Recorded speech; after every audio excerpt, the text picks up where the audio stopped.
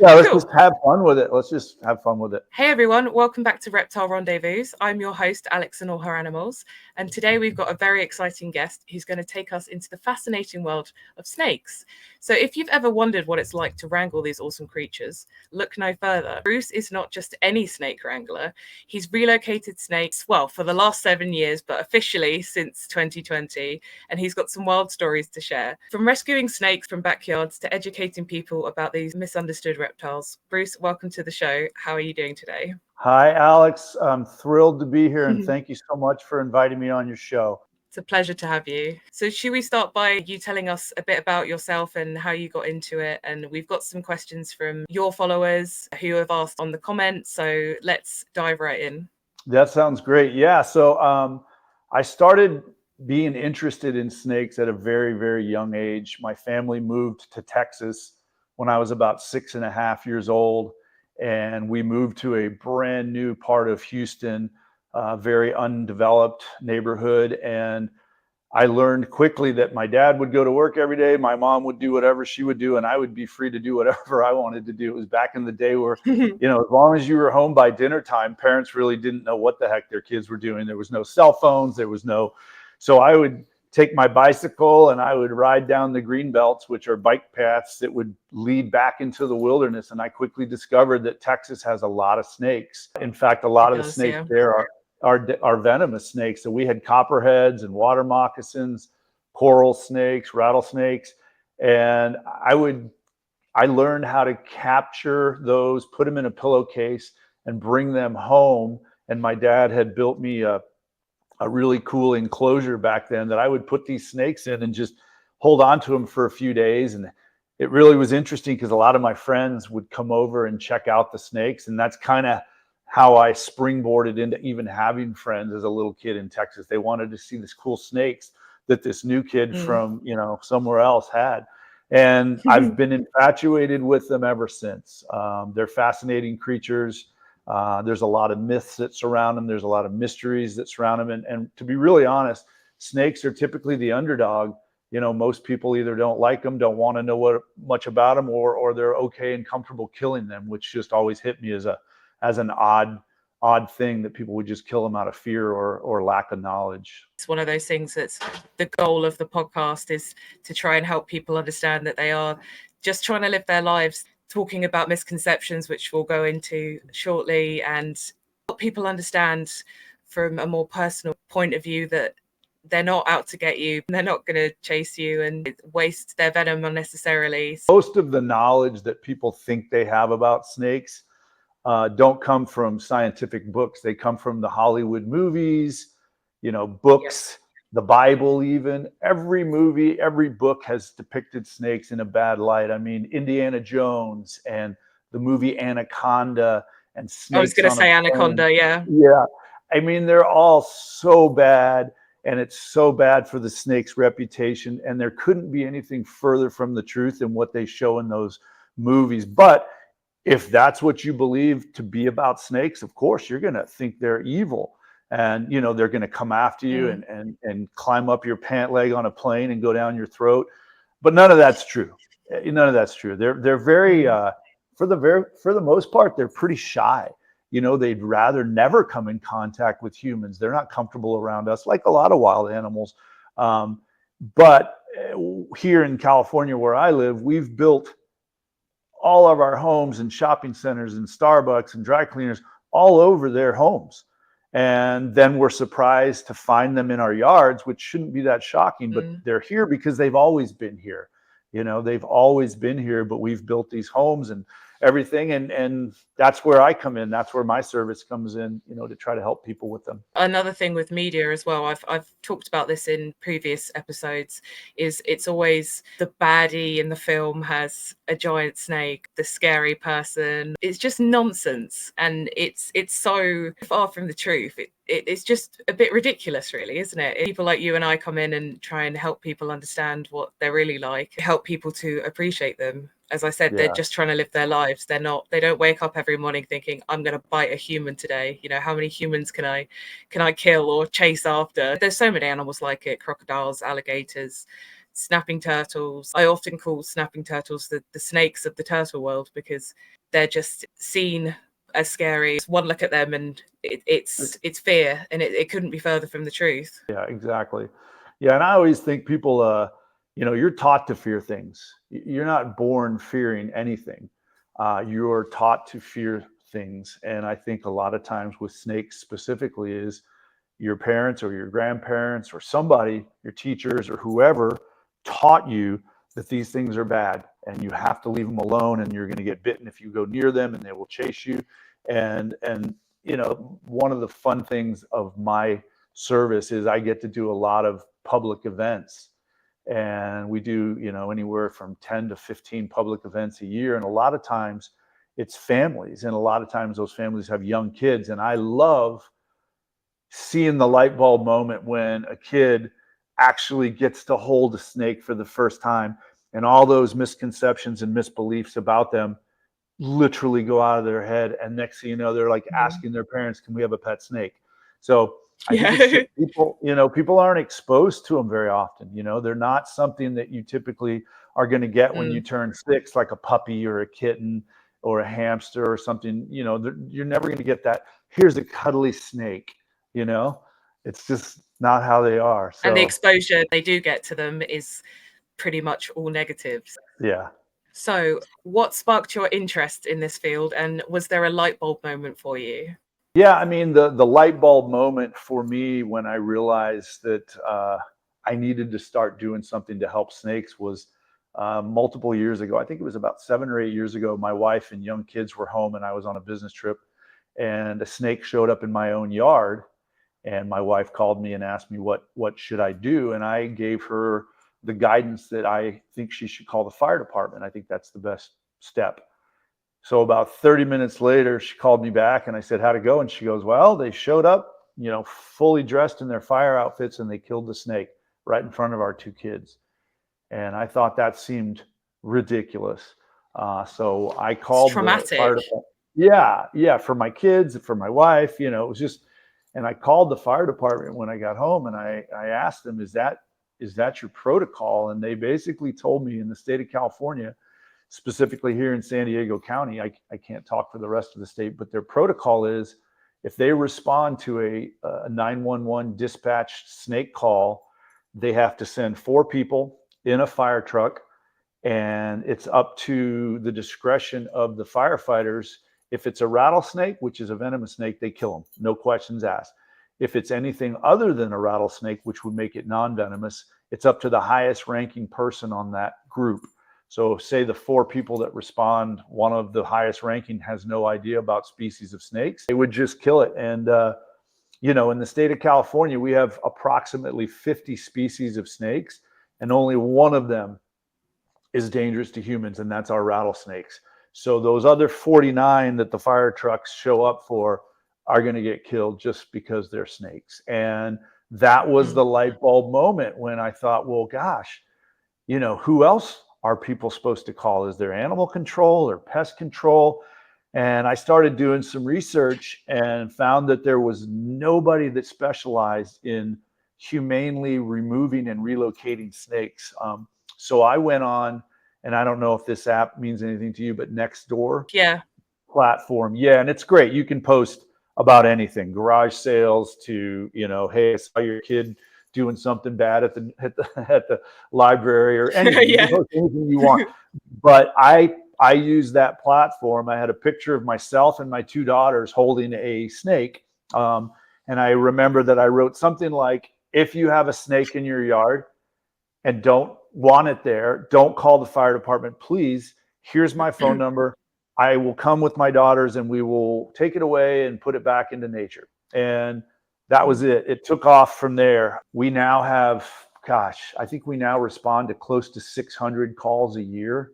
And now it's not just me and my daughters. Now I have 24 people on my team. So it is the largest relocation service in the United States, with that many people and that volume of snake calls. So it just kind of took on a life of its own. And I'm super proud of my team and all the people that I rely on to help me.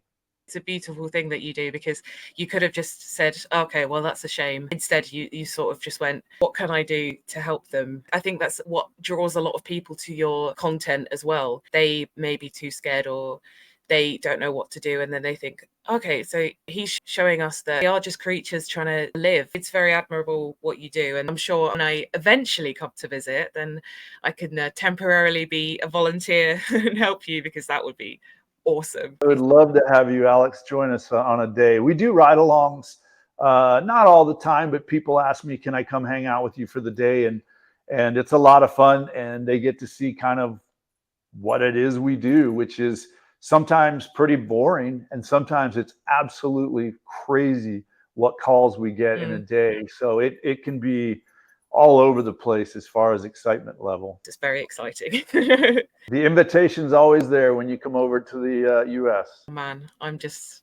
the more contacts I make, the more footwork that is possible to go and help animals physically. Again, I mentioned it to you briefly before that I've not done a whole load, apart from the toad patrol stuff that I do, which is only a short amount of time once a year. And I absolutely love it. It doesn't matter that I'm stood there in the pouring rain. Every time I see a toad or a frog or a newt, I absolutely lose my mind, and I make jokes with them, and I say, hello, would you like some help across the road this evening? That's ultimately all I want to do, is just base my life around the animals and helping.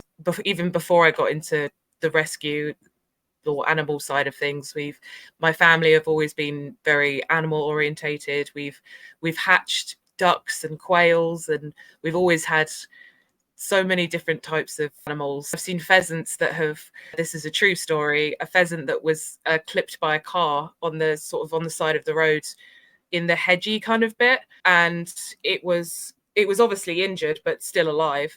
So I stopped my car, turned around, pulled up in a safe place, walked up to it, and then I thought, I've not got anything to catch this thing in. So I went to one of the houses that was just by the road, and I went, I'm really sorry to bother you, but I'm trying to help a pheasant that has been clipped by a car.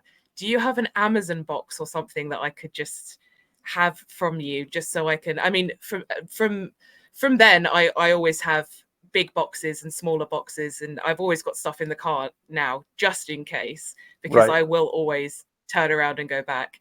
And then took it to a local animal place so it could get help. I would never be able to leave an animal, even a frog. It was 11 o'clock on a Sunday evening on the way back from toad patrol, and a frog had been injured on the road. And so I went to the emergency vet and took it there, and drove 45 minutes just because there's nothing that would stop me from helping them. Yeah, your heart's definitely in the right place. It is. That's all I want to do. It's just the goals, and going to places like Florida and the Everglades, and and Costa Rica. We were saying about Costa Rica, how the amount of animals and different just amazing creatures that there are there.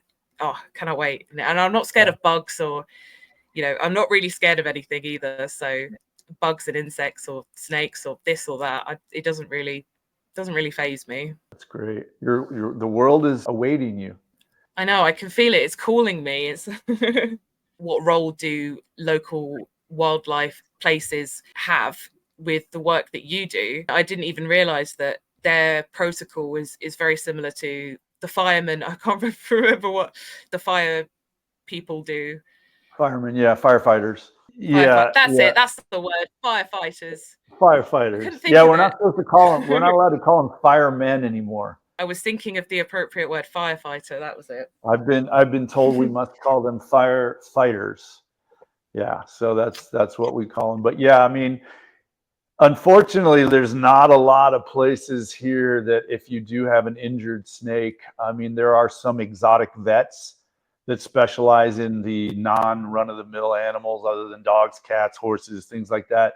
But the problem with bringing an animal that's been injured to a vet is cost. If I bring a snake that's got internal injuries from a car hitting it, I'm on the hook for the financial aspect of it. Even if it's a wild animal, because in this country, as I said, with the frog and the pheasant, if I took something that was just out in the wild to a vet, then they would cover the costs because it doesn't belong to me. We do have a vet, obviously, is different than, we have a group called Project Wildlife here, and it's part of the Humane Society. And you can bring animals there and leave them, you know, just like what we just talked about. You found an animal, it was hit, it's not my pet, I'm just bringing it to you because I don't want to leave it to die. Then they'd take it. But the problem is, if I brought them, let's say, a raccoon or a mountain lion or a bobcat, they would probably work to try to help it. But if I bring them a snake, again, they're just not viewed that high in the hierarchy of animals that are worthy. I mean, you know, you get a snake that's hit by a car, you got to put it through x-rays to see how bad the damage is. And then what's it worth to try to save one snake? Yeah, they're just not high on the triage of saving animals, I don't think. And so the animals that I come in contact with that are injured, you know, I do my best to render medical aid to them as best I can, but unfortunately, some of them just don't survive it. Speaking of the dangers that snakes face, I know that something that you come across quite regularly is a snake that's tangled up in garden netting. So if you find a snake that is tangled in garden netting, what's the first thing you should do? I know you said don't have garden netting. Yeah, I mean, that's the easy answer, is stop using garden netting. And garden netting is really similar to what gill nets are used for fishermen. They drag them behind the boats, and anything that gets caught in that, unfortunately, doesn't survive. So, oh, I can see the rattlesnake's fangs sticking out right there. Look at that. See, that's enough that I could get myself bitten. That is amazing. I'm gonna be, there's the head of the rattlesnake. And the king snake seems to be alive. I don't think the rattlesnake is. Well, garden netting is used to keep various mammals out, rabbits, deer, away from, you know, fruit trees, vegetable gardens. And it's meant to deter animals from coming in and eating your fruits and vegetables. But the problem is the holes in it are very small. It's kind of like maybe a 2-inch hole in each of the net pieces. And a snake is the perfect size to go through those holes. And then they get stuck halfway through it because they're bigger than the hole once they get to that midsection, and then they panic. And once they panic, they begin to spin. And that's when they get trapped. If they were smart enough to just hit reverse and come back out, they could probably get out of it, but they don't think that way. So they go into the netting and then they panic and they spin. And most of the time when I get there, they've been in that netting for a while. It's not like it just happened. So they've been exposed to the sun. They haven't had water. They're somewhere stressed out. Yeah. And you know, what I've learned with snakes is if it's a non-venomous snake, I'll just work right there on the spot to try to cut it out. And oftentimes I'll take bites to the hands. But I'm not too worried about the non-venomous bites. But if it's a venomous snake, what I've taught all of my team to do too is to cut the netting, you know, a big piece of the netting around it, take the whole net and the snake, put it in your transfer bucket, bring it back to one of our homes, and as a team, work on safely getting the netting out. Garden netting. So the challenge is, how do I get all of that without getting bit by that? All right, so we've got everything out. We got a tub, we got all kinds of cutting utensils, and we are going to attempt to take the netting off this snake. Yeah. And then let's take that towel out.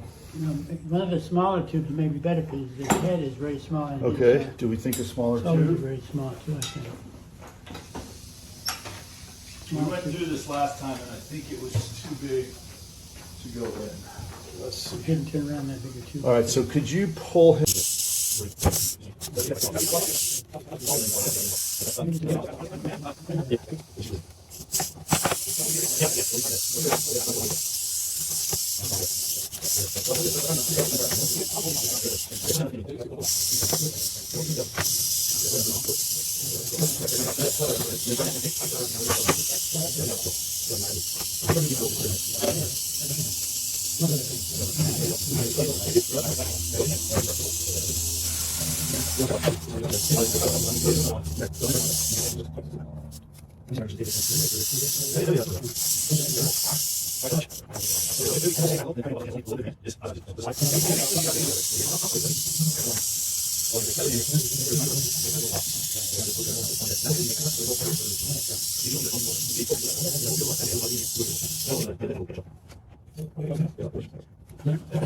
This is going to work. We're almost there. There we go. Okay. We're down to a cut. Oh, wow. Is that it? All right, before we put them in, I did this before and they got wrapped in the netting again. Let me dump it out. Let's just put it on. And then with that hand, reach up to there, then let go of this hand.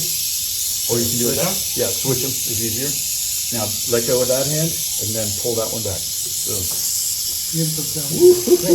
Great job, man. That was wonderful. It's a very, very dangerous situation because they're stressed, they're injured, they have no idea that you're trying to help them. And it takes very specialized tools to get that netting off. And it's not just as easy as cutting the netting. A lot of times the actual netting will cut into the skin. So you've got to lift the netting out with some type of apparatus and then cut each tiny little thread. And a lot of times they can have it wrapped all over their body. So it's a dangerous job. And if we're successful, it's very rewarding because we know that we actually saved that snake's life.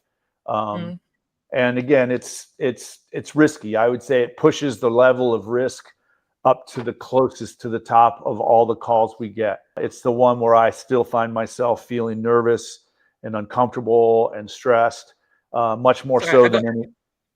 Distracted by your dog in the background too. Oh, she got on the couch. Oh, I see doggy, and I just. Well, there's big dog there, and then there's big dog that's laying on my feet below me. I always have my dogs around me. I'm a big dog guy. She'll just sit there and watch. I don't know if you can see her face. She's watching us. But yeah, it's. I would say garden netting. If you really need to protect your fruits and vegetables that much that it's worth an animal's life, because it's not just snakes. Anything small can get stuck in them. Rabbits, squirrels, birds of prey. Birds of prey often fly into them trying to land on that bush, and they get their wings and feet caught. So I've had to cut owls out, hawks. It's awful. You know, garden netting to me is something that if I was a gardener, I would just assume that I'm going to have some loss due to birds eating it or mammals eating it, and I would just build that in. If I'm going to lose 10%, I'm going to grow 110% of my crop. It's just accept the fact that that's going to happen versus I'm going to put out poison traps, sticky traps, or netting so I can kill those animals so I could keep that 10%. To me, it's a no-brainer, but I've never been a gardener, so maybe I'm wrong. I don't know. In my opinion, there's nothing wrong with gardening, of course. In this country, we have nothing. Oh, dog, stop distracting me with your cuteness. Both of them just walked out. We have, slugs and snails and that kind of thing. And people get plants, they plant them in their garden, and then wonder why they get eaten by things like that. And it's kind of like, well, what do you expect if they are just foraging? They're just finding something to eat. That's working. Exactly. And it's a bit baffling to me that people don't consider that, and then they'll use all sorts of methods to try and get rid of them. Can't you have indoor plants that aren't going to get affected by wildlife? Is it worth the sacrifice? It doesn't matter if it's a slug or a snail or what it is, or a caterpillar, or, it's still a living being. Yeah. There are alternatives. One thing I'll bring up is if you put out garden netting or you choose to use glue traps, you better be checking them. You know, if you put glue traps in your garage and don't check them for a week, everything that got stuck on them, besides the intended target for glue traps specifically, is usually spiders and insects. But anything that walks across them is going to get stuck. So you need to be checking them. You know, if you're going to capture a snake or a lizard or a small rabbit or a kitten on a glue trap and you catch it in time, they can be saved. You know, it's a process, and I have to do it all the time. But if you're one of those people that puts glue traps out in your gardens to catch spiders outside your home and then never check it, shame on you. In my opinion, I that's agree. terrible. You know, that's just awful. And the same with garden nettings. If you have precious plants that you're trying to protect, go out and check what's caught in the netting. You know, it's Get a something you should. greenhouse or something. Yeah. I had a call last week. Guy sent me a photo, and it was a gopher snake, which is a harmless local snake, stuck in his garden netting that he admitted putting around his gardens. And the snake was obviously already done. I asked him if he would touch it. He took a broom and poked it. And I said, if you see any movement, I'll come and help you. And he poked it. He said, nope, it's gone. And then he had the gall to say, well, can you come and get rid of it for me? And I said to myself, there's no way. You put the netting out, you got to be big boy enough to go and take the dead animal out and throw it away that you killed. It's his responsibility. Yeah, I'm not a garbage man. I'm not going to come pick up your waste that you chose to put out netting for. And I think he was a little upset with me. He said, so you're not going to come? I said, I am not going to come. I'm not going to drive 45 minutes to take a sad, pathetic gopher snake that your netting killed because you're not, you don't have your big boy pants on and can't go out and take it out of the netting yourself. And it was a little bit harsh on my point, but my hope was he learned from that. Maybe I shouldn't have garden netting up. If I'm not brave enough to go out and take a dead animal out of the netting, maybe I shouldn't put the netting up. It's upsetting. I've seen multiple videos that you've made that people have. It makes me emotional thinking about it. Not gonna lie, that someone's attempted to harm the animal but not been able to finish the job. I don't want to go into too much detail because obviously I don't want to upset anyone too much because that's not the purpose. When people have taken a broom to them, or and it must affect you emotionally as well. I know what it's like with rescue animals and how much it does take a toll. Maybe that's why you were a bit short with the guy about the netting, because it does take a toll on you emotionally, and it's hard enough to watch, but I know, again, part of the job, but it is difficult. One snake saved just from someone listening to this is good enough for me, Yeah, exactly. And again, I think most people that put out netting or glue traps, I don't think they really realize what byproduct catch they could catch. I know a lot of people, when I ask them about glue traps, their primary target are spiders and insects. And I get that. I don't want spiders and insects in my garage either, but I don't think until something is caught on the trap that they realize, oh, shoot, I didn't know that it would catch that as well. And that's whenever I get an opportunity to meet people that are using these things, I always try to nicely and tactfully say, there's alternatives to glue traps. There's alternatives to netting. And I do it really compassionately and nicely, but most people get it. I think it just, until you're exposed to what could happen with these things, you probably don't think about it. Again, that's why it's worth bringing up. I've just got the question down there that it's one of those things that you and I both are very passionate about, the ban of glue traps, because glue traps are just, I saw a video that Dan the Turtle Man posted. I think it was either yesterday or the day before, that he had to help something off of it. I've seen people that have sort of used it as a game. I've caught X amount of lizards on this, and ha ha kind of thing. And it's just, that's not.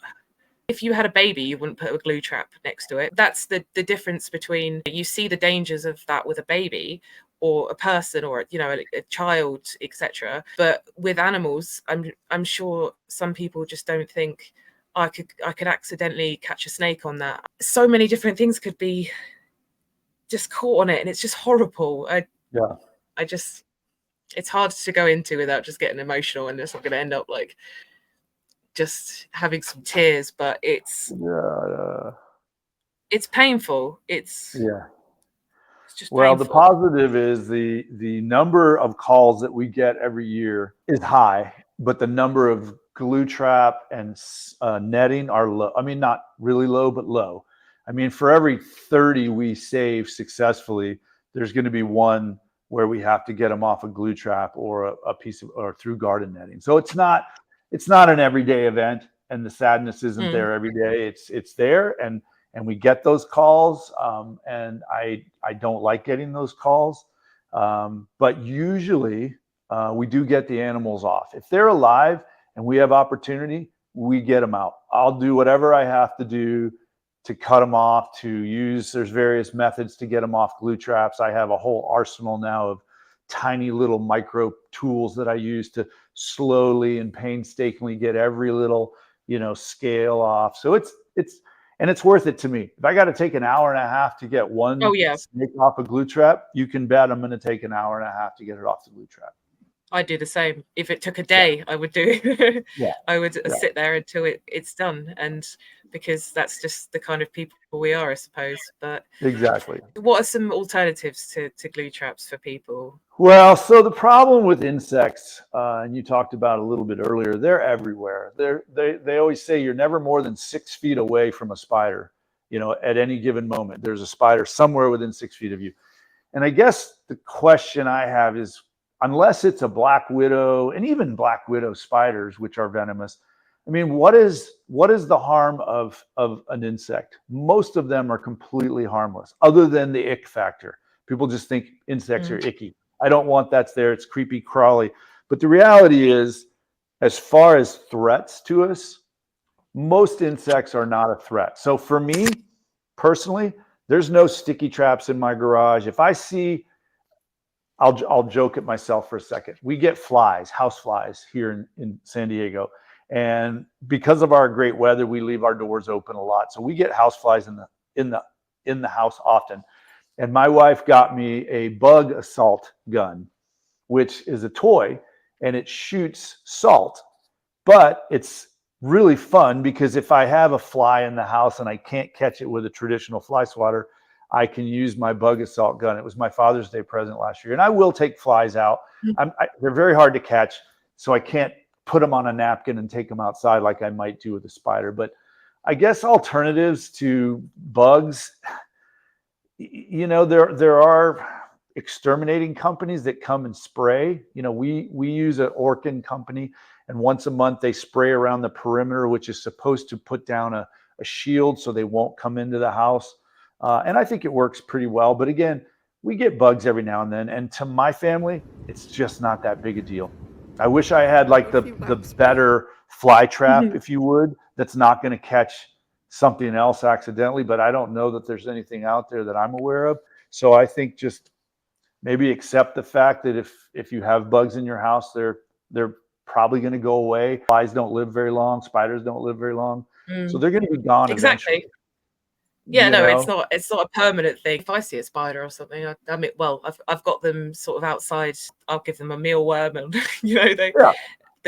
I won't get rid of the cobwebs or anything just because they're just chilling. They're my friends, Yeah. That sounds really sad. Somebody told me this, and I'll bring it up because we're still on the subject. Somebody said that there is a sticky trap that actually sticks to walls or windows, so it's not on the ground. So for flying insects, flies, wasps, whatever it is you're trying to catch, I think that would be a better alternative to something sitting on the ground that mammals, snakes, reptiles can crawl over and get stuck. And I was thinking, okay, that works because then you're really targeting the flies in your house instead of anything that happens to walk over a sticky trap on the wall would be a better alternative, I think. There's humane ways to trap things. We've got a lot of questions about snakes and their misconceptions. So there's an idea that snakes chase people. Is there any truth to that, or is it scary movie trope? It's mostly scary movie stuff. I've never in 59 years seen any snake chase me personally. I've never had one do it. I've never actually talked to anybody firsthand that has had a snake chase. We were we've taken several trips to Africa, and I've interviewed people about specifically black mambas, because that's one of the snakes that they say will chase you.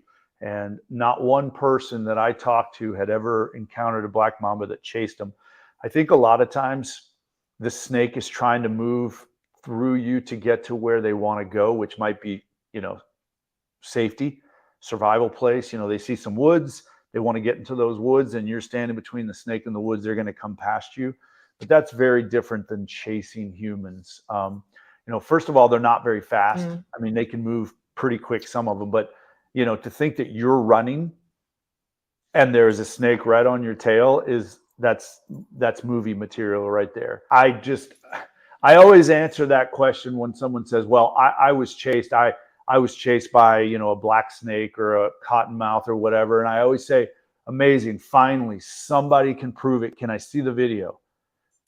And then there's silence, because, there just isn't proof that they're out to get us. They're petrified of us. You think about an animal that lives about an inch off the ground, and they look at you or I or any human, even a child is 4 feet taller than them. I'm 6'3". I'm a beast compared to snakes. I mean, why would any snake think it's a good idea to come after something they're petrified of? So again, I think to answer that question as simply as possible, it's just not true. I know people will probably push back and say, my great-grandfather's grandfather had a friend who knew this person that was chased, 3 miles by a water moccasin, but it's not true. They don't know the difference between a human being and a tree. If you're chased, if you think the way that snakes move versus, as you said, even a child, the difference in their strides, or an adult, the difference in, how much ground one can cover just taking steps versus something that moves like a snake does. It's that I've spoken about it before with crocodiles. If you're in the water, they've got full power, but because of the way that they're built, they can't run very fast. You can certainly outrun them on land. Yeah. I've sometimes just for trying to show people, I'll have my snake boots on and I'll put a snake down on the ground, and sometimes they will move towards my boots, but I think what they think is that they are shelter or cover. They want to be under stuff, they want to be hidden, they want to be tucked away, and they see 2 giant size 13 boots, they're going to think that's a potential place that they could hide. And I let them. I mean, they're snake proof boots. I'll let them crawl right over my feet. Never once has one bitten my boot. It'll usually move around my boot, try to see if there's a place that it can seek shelter. And if they can't, they just keep on going.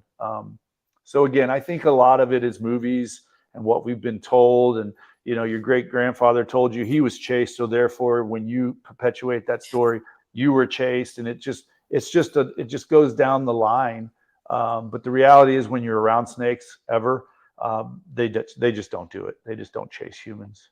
We can go into the idea that snakes are aggressive and will attack humans. Any animal is going to attack a human in the right circumstances. Anything will attack anything in the right circumstances. You saw the movie Anaconda. That was a true story. That was all real.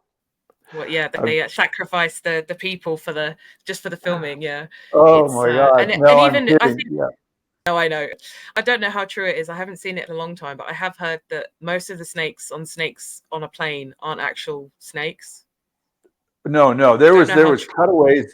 There was cutaways of pythons and boas. All the rest of them were AI.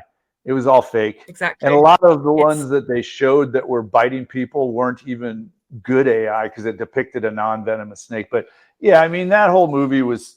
I was entertained by it. I found it funny. I've seen it a couple times. I've seen all the movies that show snakes. There's the funniest one is like Jungle Book, where the tiger can sing and the bear can sing. They're all cute and singing. And the python in the tree, if you look at him in his eyes, he's like that, he's calm. And it's like, come on, it's terrible.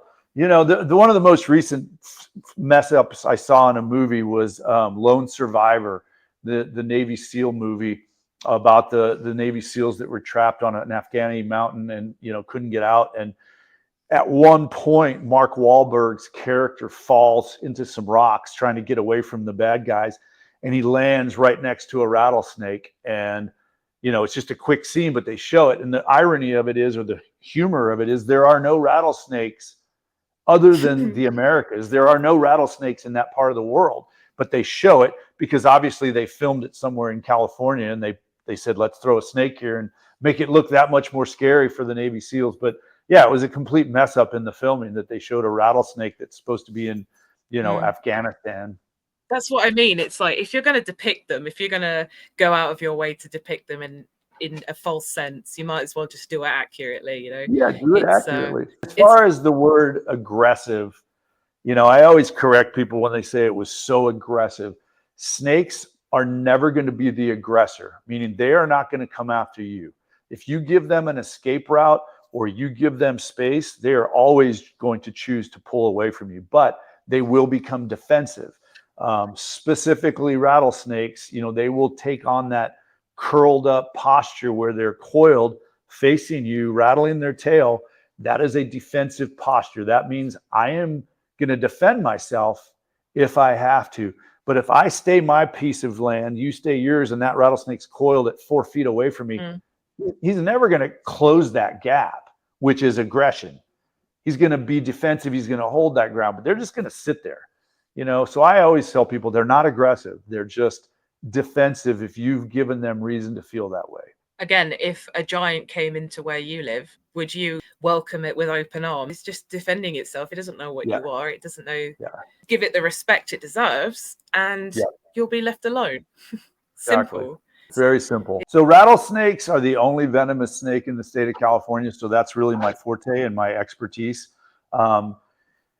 There are a lot of myths about them. We've already talked about one is that they're aggressive, and they're not. But the most common one I get is that baby rattlesnakes are more dangerous because they cannot control their venom. And that is just purely inaccurate and a myth.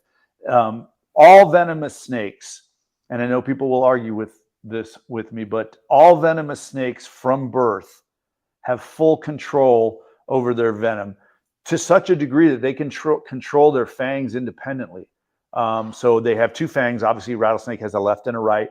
If they wait, let's say for a week, to ambush a rat, and they'll sit patiently for a week waiting, rat finally walks by and they strike, and for some reason only their right fang hits that rat, they are not going to shoot precious venom out of their left fang. They can control it where it's only the right fang. And people will argue that the babies, they don't have that control yet, and they do. They fully got control from the day they're born, how to control, how to regulate. They can even give what's called a dry bite, which means the snake has decided to bite you, but they've made the conscious decision to not put any venom into you, which is called a dry bite. And that's common. They say 1/3 of the bites on humans delivered by a venomous snake are delivered without venom or not a dry bite. So that's venom control right there. So that's one myth about the baby. And then the other myth, and I think it's just, I don't know if it's a myth, but it's that you can count the number of rattles on a rattlesnake's tail, and that's how old they are. So if a rattlesnake has 5 rattles, it's 5 years old. It's just a myth. The truth is that rattlesnakes gain a rattle section every time they shed their skin. And in a normal year where they're eating regular, they can shed their skin 3, 4, even 5 times.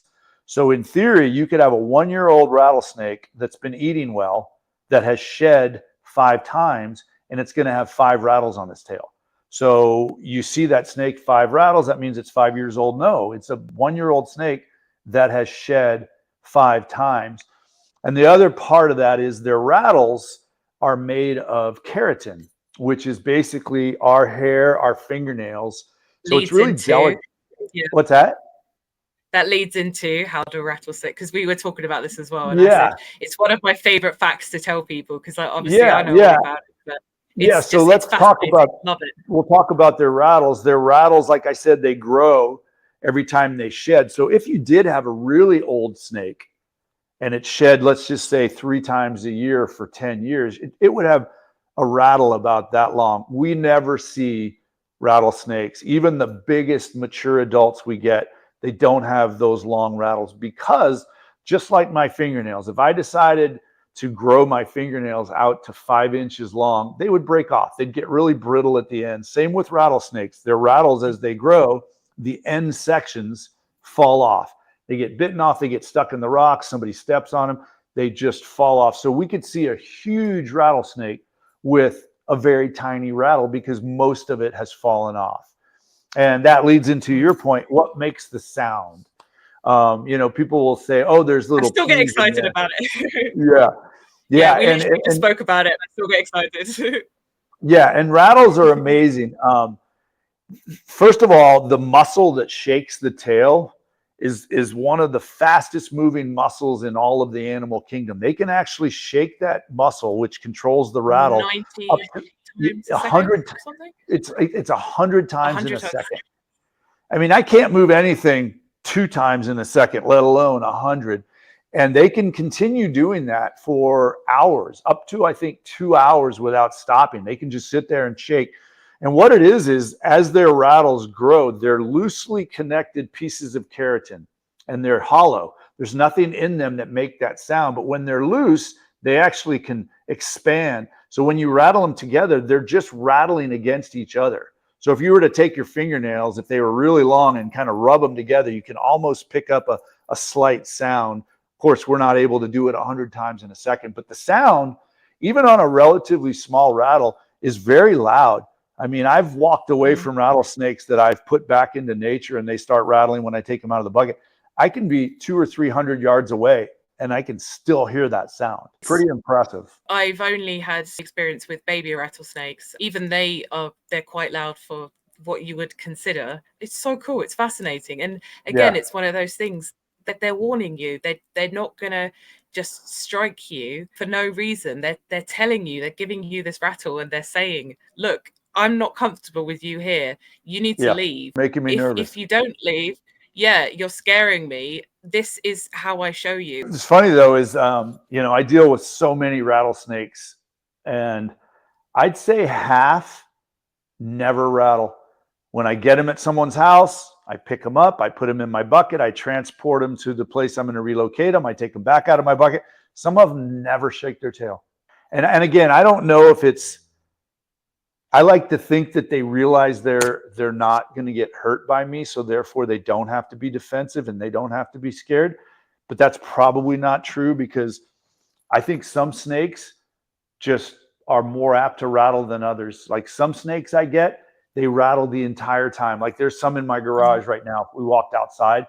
There's one, soon as my door opens to the garage, it would start rattling. And there's others in there that they just don't rattle.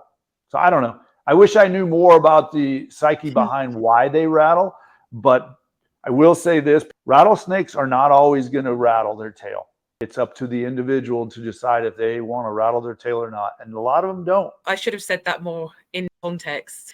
So if it doesn't rattle, are there any sort of other warning signs or body language that someone can look for? The first thing a rattlesnake will do when it feels threatened is immediately to pull itself into a coil. And usually the head will then raise, and it's going to, they'll make straight eye contact with you. And if they coil up and they're going to look you right, it's pretty crazy. They literally look you right in the eyes. And if I was to move around a rattlesnake in a circle, they will rotate with me most of the time. They want to keep their eye on what is a threat to them.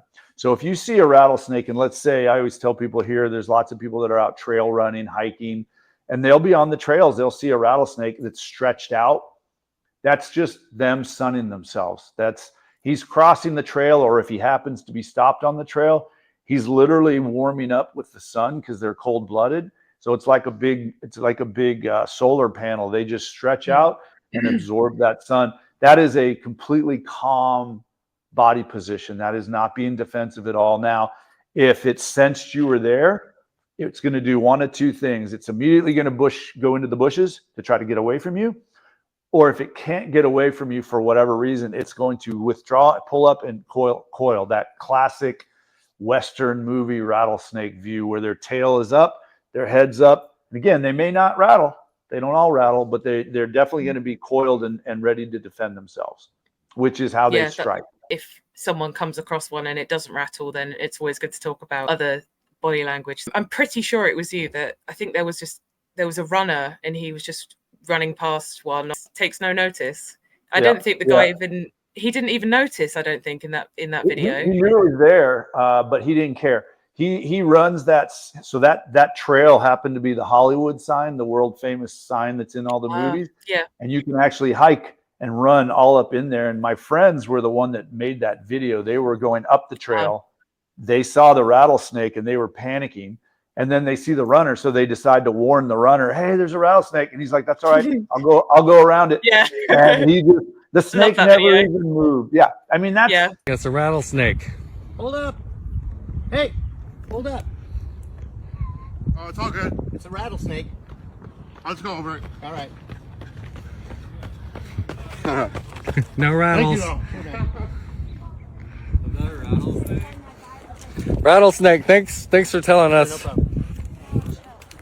That's more likely what an event when you come in contact with a rattlesnake is going to look like. It's going to be something like that, as opposed to the Hollywood version of what they're like. I love that video. It's one of those that just sticks with me because I know it's so funny the way that they warn, and he's like, "No, you're good."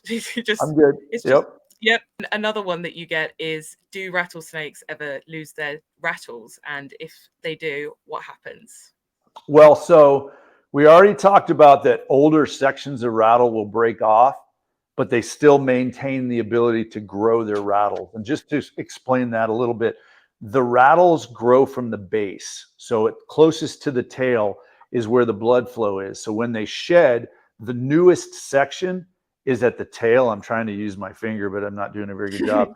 And then the rattle grows from the base. So the oldest pieces are at the top. So often those will break off, and they do keep growing their rattles if they haven't lost all of it. But every year we see 2, 3, or 4 rattlesnakes that have completely lost their rattle. And it's either been bitten off, severed off, cut off, car hit it, but it's gone.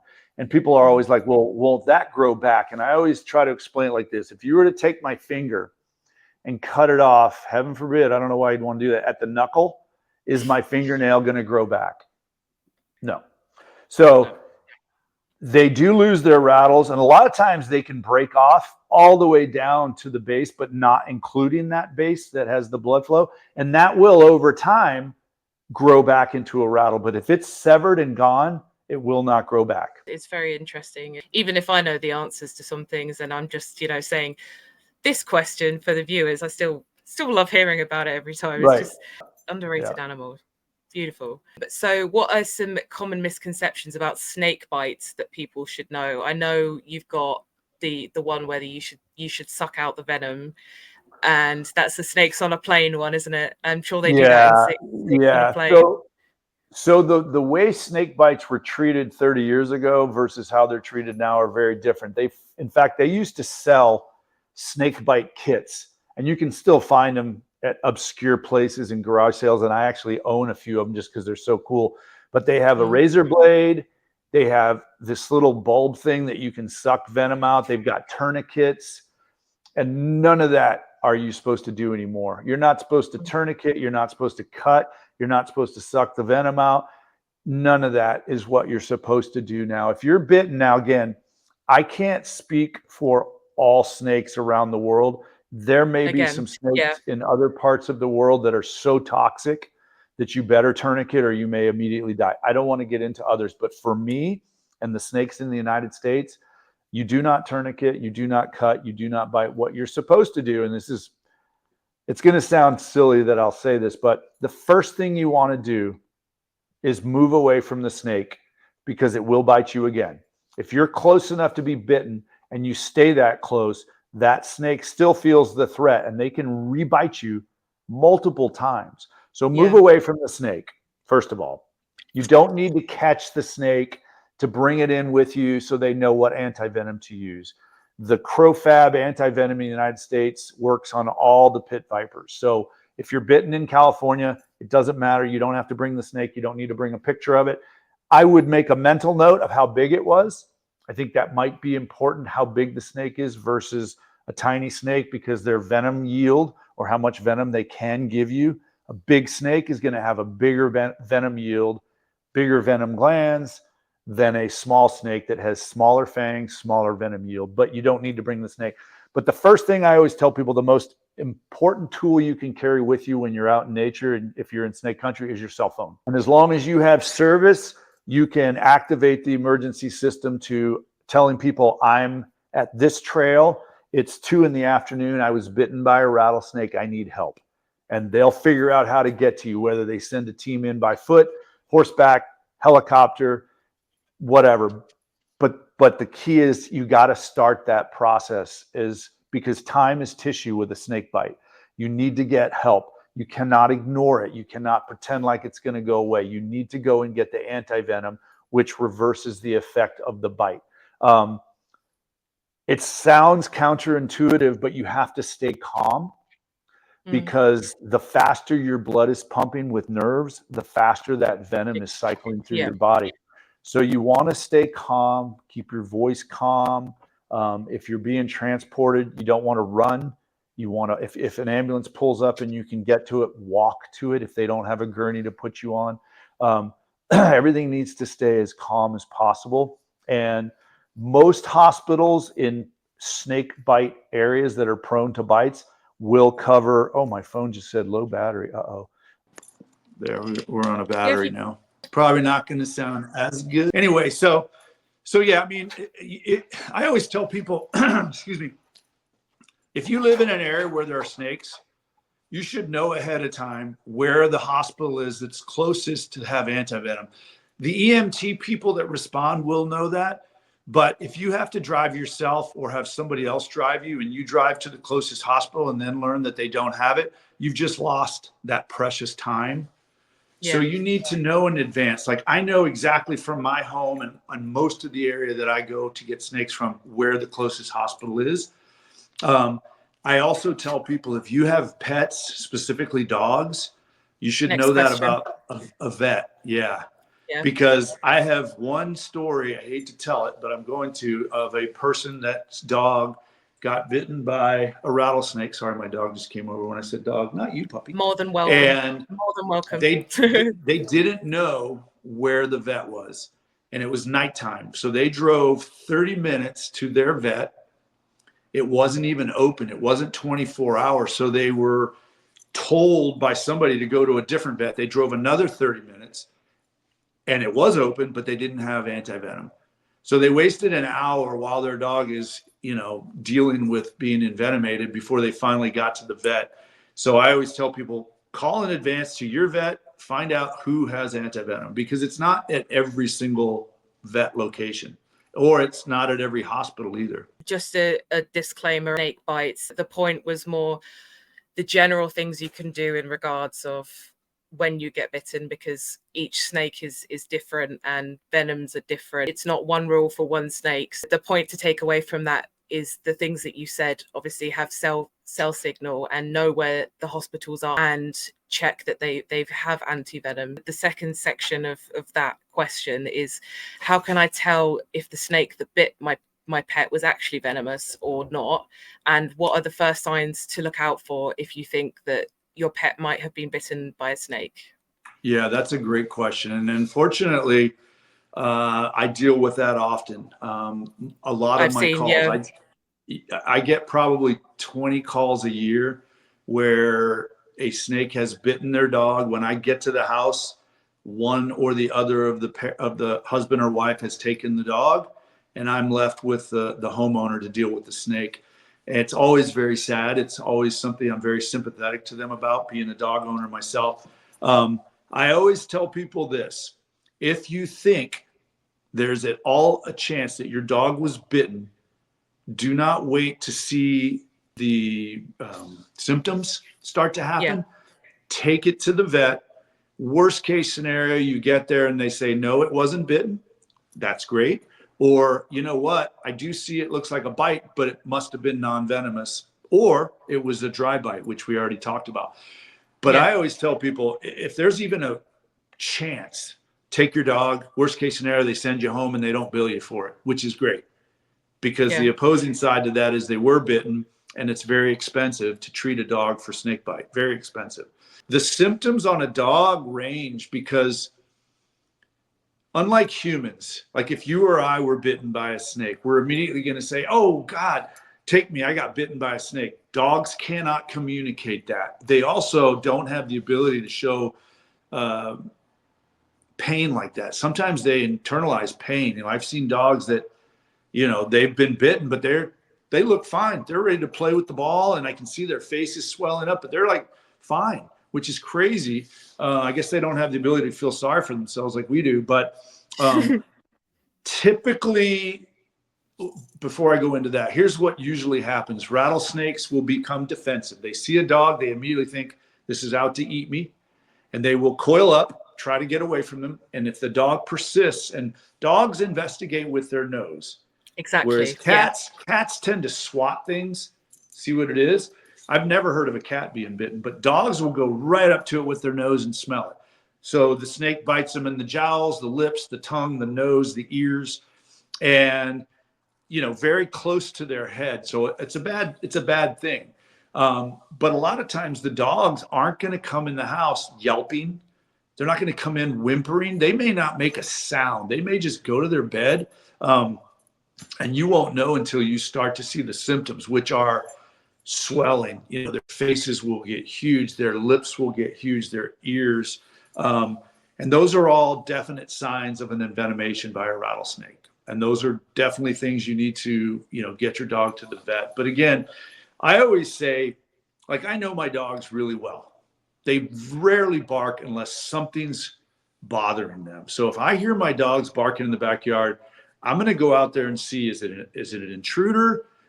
Recently they were doing it, and I went out there and there was a possum, and he was, you know, on the side of my yard. My dogs were going crazy, but it could be a snake. And the first thing I want to do is get my dog away from that snake, because if there hasn't been a bite yet, I don't want to leave him out there to possibly be bitten. So if there was a snake and my dog did have contact, but I was in the house, so I don't know what exactly that contact was, I would look at my dog's face. The problem with snake bites are, again, back to Hollywood, people think there's going to be these two big, giant, gaping holes with blood pouring out of them, the fangs. That's not at all what it is. I always relate a bite of a snake to, we've all had shots at the doctor with a hypodermic needle, right? They give you the shot, they give you your medicine, they pull the shot out, they take a cotton ball, they wipe the blood away. 2 seconds later, you can't see where that shot was, right? It's exactly the same. They're about the same diameter as a hypodermic needle. The way the venom goes in is just like a hypodermic needle. As soon as you pull that needle out and you wipe the initial maybe tiny droplet of blood away, you're not going to see this gaping hole, you know? So on a dog that has fur and hair, you know, you may not see anything, you know? So I just say to people that I think my dog may have been bitten by a snake, get off the phone with me right now, go to the vet right now. We can deal with the snake later. Have preparations in place so you know where your local vet is, how far away it is, and if they do have anti-venom. It's always better to be safe than sorry. One of the things I'll say about anti-venom real quick is I get asked this all the time is, do I carry anti-venom? And I do not. Anti-venom is given typically by a doctor in a sterile medical environment through an IV. I am not in a position to put an IV in my arm. It's also kept in a freeze-dried powder state. So it's powdered. And so it has to be reconstituted to a liquid state, which takes time. One of my team was bitten. I haven't really shared that to anybody yet, so I'll share it here. It was a very unfortunate situation. He is fine. He was fine. But we were trying to get a snake out of... We were trying to get a snake out of garden netting. We had to use a tube, and through a series of mistakes, he was bitten. It happened right in front of me. But my point to this is, as soon as we knew he was bitten, I called the hospital that I knew had anti-venom, and I told him that we were en route with a snake bite. From that moment, the clock started ticking, and that moment started the time that they take that powdered anti-venom and they reconstitute it, which takes up to about an hour, I've been told. Because I called, that clock was already ticking. So when we got to the hospital, they had already had about 40 minutes of time to start bringing that powdered state antivenom back to liquid. So by the time he got there and they actually hooked him onto an IV with antivenom, was only about 60 minutes, maybe 65 minutes. That was really fast. And his condition was stabilized quickly. His antivenom was given to him. They kept him one night in the intensive care unit just to make sure he was okay. He was released less than 24 hours after the bite. So my point is, antivenom is something I can't give to myself, to one of my Wranglers. It has to be given at a hospital. So I can't keep it in my refrigerator next to my Diet Coke and my Coors Lights. Thank you for sharing that. I was kind of like, well, I can't get excited about an exclusive if it's something that's not that great, but then it does have a good ending. So I appreciate you sharing that. People are gonna get bit. That's just, it doesn't matter the context. That's just something that happens. It's something that people need to understand, that tubing a rattlesnake isn't exactly going to be fun and games. It does have significant risk. Got 24 people on my team, and we've been doing this for, let's call it 5 years. I've been working with snakes for 52 years, and this was the first bite. Wow. And Yeah. when we break down the steps that came up or that led to the bite, it's very simple to see what went wrong. And again, most normal people, I'm not normal, you're not normal, but most normal people are not going to have a need to ever tube a rattlesnake, which tubing a rattlesnake, there is risk. You're putting your hands very near the biting end of a venomous snake to save that snake's life. And the events that led up to the bite, and this was 8 months ago, we immediately knew where we went wrong, and obviously have corrected that. And it's funny because sometimes it takes an unfortunate event to learn. And you know, I'll be the first to admit I'm not perfect. I make mistakes. Nobody is. As a dad, I make mistakes. As a husband, I make mistakes. As an employee, I make mistakes. But I always feel better that I've learned from that mistake so I don't repeat it. And with the snake bite that happened, it was exactly that. Our protocol, safety protocol specifically, changed a lot that day. Looking back, I don't want to say I'm glad it happened, but I'm glad it was a learning curve.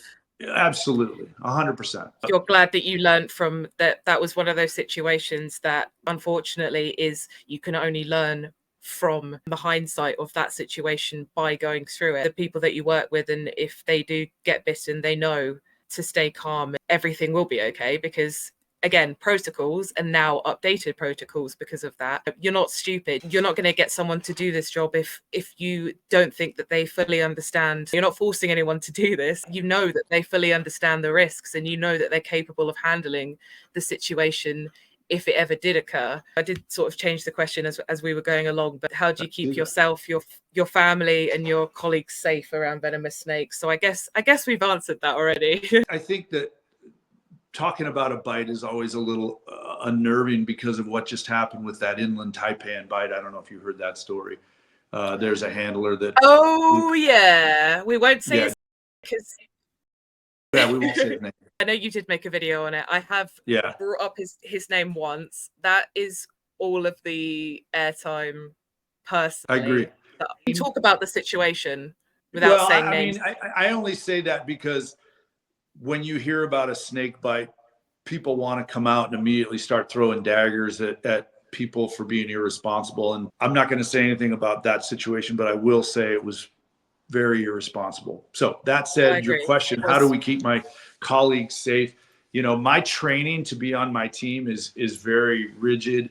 It's very strict. None of it is a joke. Every Wrangler on my team has been through private training with me with live snakes. We start with a pretend or a rubber snake just to get feel for how to use the tools, how to close the bucket safely without, you know, coming in contact with that snake. And then once they're confident with the rubber snake. And it's a realistic looking, I will tell people it's scary looking. People have seen that on the floor of my garage and think that it's real. But it does give you the feel, and you get to improve the steps and work through the process. And then we switch to live. And these are not muzzled snakes. These are not defanged snakes. These are, live active rattlesnakes. And once they go through that training, then they have to go with me on usually 2, 3, or 4 calls. So they get to interact or see how I interact with the homeowners or the restaurant owners or wherever we're going. And also see that no 2 snake calls are ever the same. Some of them are easy. It's coiled up in the garden. You just pick it up and put it in the bucket. Sometimes it's in the engine of a car and you got to figure out a way to get it out. Or sometimes it's behind the walls of their home and you got to do some demo to get a snake out. So I always want my team to be trained in realistic situations, as well as, picking a snake up off my garage floor, which is pretty easy. And then the rest of the training is on the job. The more calls my Wranglers go on, the better they are. Learn by doing. It's one of those things that everyone can have their opinion, but you're doing the right thing and you take it seriously. It's not a game, it is a serious thing. As great as it is to be helping the animals, you've got to have a certain mindset that there is an element of danger to it. If you're in the right headspace to do that, then great. So was there anything else you wanted to share on that subject? Well, my family, we're like I said earlier, we're a very nature oriented family. We take trips each year specifically to see wild animals. We're not big, no offense, but Disneyland folks. We like to go and see animals in the wild habitat, and that often is means your Disneyland. Yeah. And my kids, they've been around me since obviously babies, and they've been around snakes. We have pet snakes. They used to go on all my calls with me. They can tell you within a second what snake is what here. They could pick one out of they could ID a snake in about 2 seconds of all our snakes here in San Diego. So they're very knowledgeable, but they also know, we don't touch them. We don't go near them. We don't pick them up unless, I wouldn't even say unless we know what they are, because my kids do know the ID of snakes, but I don't want to put it out there that people should pick up snakes if they think they know, because a lot of times that could be, a bad mistake to make. But my kids are smart. They've been around me their whole lives, so they don't have any other option than to be smart around wildlife. I love my family. I'm very close to them, but part of me is kind of like, do you want to adopt me? I'm pretty sure I'm a bit too old for that, but we'll adopt you. Come on over. I would as well. I'm 29. I don't know how that works. You can get the legal stuff ready. I'll pack my bags. You've been started. I don't really like to fangirl because, you're a human being at the end of the day. You're just doing a thing. But I think it's important for me to show how much I appreciate and respect people that I have on, like people like yourself, because of the stuff that you do, and it just makes me happy. Everyone's been so lovely, and just same with you.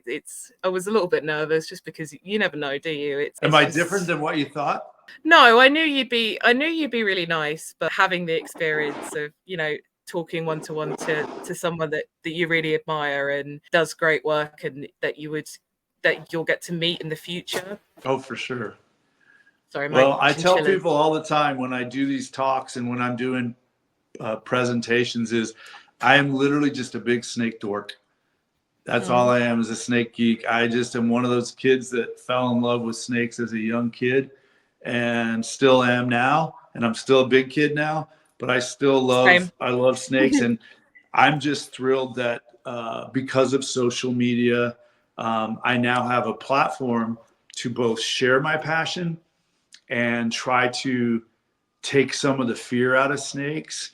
And like one of the comments that I get that makes me the happiest, and I don't care how many times I've read it, it still makes me happy, is someone will write something to the effect of, before I found your page, I either didn't like snakes, I hated snakes, I would whatever. And now they say, now we have a whole new either love or respect for them. That just, to me, that's better than anything you could ever give me, is that I changed that person to see them differently. Sorry if you can hear banging. That will be the chinchillas waking up. I think I apologize for it every episode. I always say I'm sorry for the background noise because they're jumping around. It's great nerding out about stuff. I was recording with a fellow turtle nerd. There's so many animals that I just nerd over. It's so much fun, and we were talking for like 3 hours, and it's so much fun. And knowing that the impact that it makes and changing people's perspectives. And as I said, if you save 100, it's one life saved is better than one life lost. So I'm just so desperate to do footwork. It's so rewarding. I get excited, and then I go on tangents. Well, it's not every day. So my family was volunteers. My mom was a rape counselor. My dad was a paramedic, volunteers in my community in Texas. And I always looked up to them for that. And when I had the opportunity to finally start doing something, I actually became a San Diego sheriff and was on the search and rescue team as a volunteer, which means I would go out looking for lost people that, didn't make it home from camping or a motorcycle ride. And I did it until we had kids because I loved it. Absolutely loved it. I got to jump out of helicopters and, ride horseback into backcountry looking for people. But when we had kids, they were very strict on how many calls we had to respond to and the physical aspect of it. And unfortunately, search and rescue calls come in usually late at night. The family thinks their kid's going to be home from camping at 8 p.m. They sit around till 11 p.m. and then they get nervous. They call the sheriff at midnight. The sheriff then calls search and rescue at 1 a.m. That's typically how it works. And then we would start to respond to calls around midnight or 1. And I'd be on call sites for 24 hours. And it was just too hard on a marriage with young kids. So anyway, I stopped doing the search and rescue thing.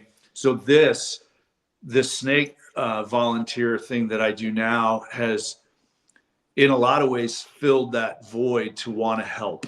I'm not searching for lost people anymore, but I'm able to come in contact with a lot of people that are scared or afraid due to a snake.